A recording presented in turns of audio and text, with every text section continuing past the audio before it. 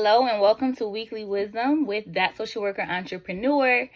I have a few updates for you all. I know it's been a little while since I've really took a dive into life updates. I haven't really been MIA, but I haven't recorded a long form video in a while. So I want to give you all some updates, give you some words of encouragement as always, and really just let you know what's been going on with me. So I have a lot going on. I feel like I always have a lot going on, and I'm always juggling so much. So I took a little step back from my YouTube channel to kind of regroup. I'm in the process of studying for my LCSW right now. Natural Glow Essentials, we just launched a new product. We just launched soaps not too long ago. I'm still adjusting to school social work and just really trying to keep my head above water because as we know in life, there's ups and downs, ebbs and flows. So with trying to juggle Natural Glow Essentials, trying to juggle my YouTube channel, trying to juggle studying for my LCSW on top of working, it just became too much. And so once I get too overwhelmed, it's kind of like I hit a roadblock and I kind of got to go back to the drawing board and kind of regroup. So I'm trying to do a better job of balancing everything, not trying to do everything at once per se, but also not trying to drop anything because I feel like all of my projects that I have in my life are a good representation of me and things that actually matter to me. I mean, it's not just like I'm just doing things. So update, I actually go ahead and schedule my LCSW retake. So that date is set in stone. I do not tell anybody when I'm taking my test because that just helps me keep the nerves down. I don't have to worry about people asking, are you ready? Did you study? Did you pass?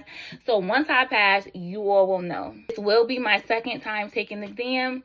And overall, I've been doing better with my tests and quizzes. I am utilizing Therapist Development Center again to study, and my quizzes and test scores have been pretty high.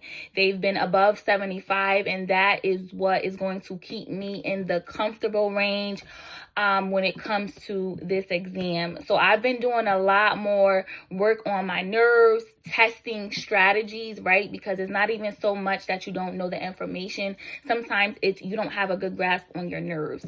And so as somebody with anxiety and ADHD, I know things about myself. And so I just have to be proactive when it comes to certain things.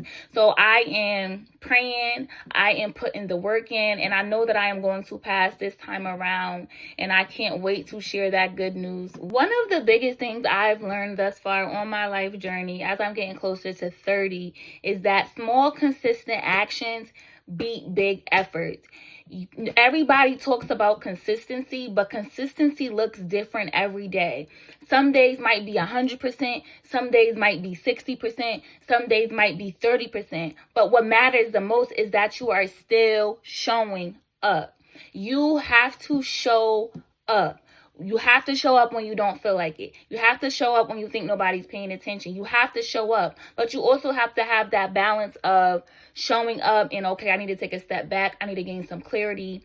I really need to sit with myself to figure out what is going on. You are not going to beat the person showing up every day. I don't care what it is that you're looking at, what field, content creation. It does not matter. The person showing up every day might not know what they're doing exactly, but they're showing up. The person showing up every day might not have the most confidence, but they're showing up. You are never going to outbeat somebody who is consistently showing up because they're showing up when they're scared. They're showing up when they don't know what they're doing. They're showing up when they're not being recognized. They're showing up when nobody's really paying attention. And so those are always going to be your most successful people because they've learned to continue to show up in the midst of any and everything, while also keeping that balance and knowing when it's time to take a step back and when it's time to gain more clarity. So you have to show up and you have to show out.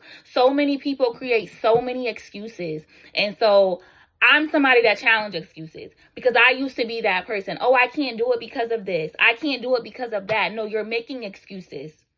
You sit on a phone every day and you scroll and you comment and you share stuff that you probably don't have any business sharing, but you're not posting your business, right? You're not executing. Successful people execute.